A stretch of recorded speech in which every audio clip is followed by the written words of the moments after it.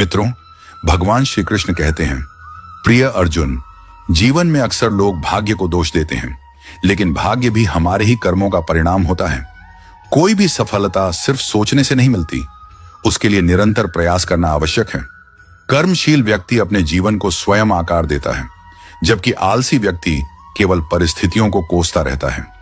जब हम ईमानदारी और परिश्रम से कर्म करते हैं, तो उसका प्रभाव न केवल हमारे जीवन पर, बल्कि हमारे आसपास के वातावरण पर भी पड़ता है।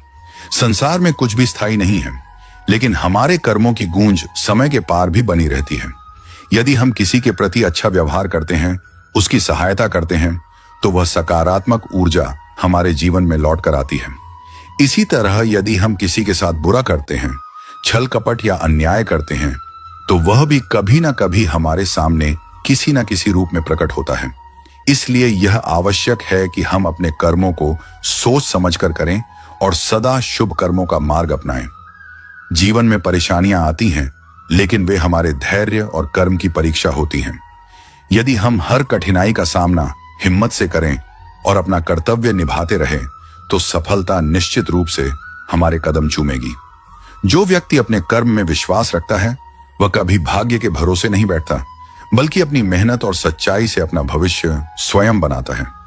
कभी कभी जिंदगी ऐसे मोड़ पर ला खड़ा करती है, जहां अपनी ही पसंद से नफरत होने लगती है।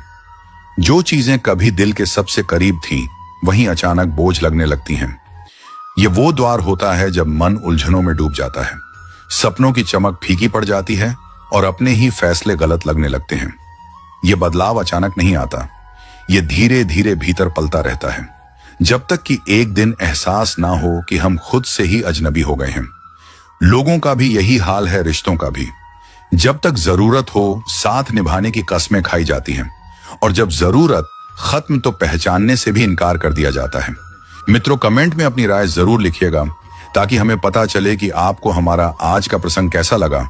और हाँ, अगर आपके दिल में श्री कृष्ण के प्रति सच्ची भक्ति है, तो वीडियो को एक लाइक एंड कमेंट में जय श्री कृष्णा जरूर लिखें।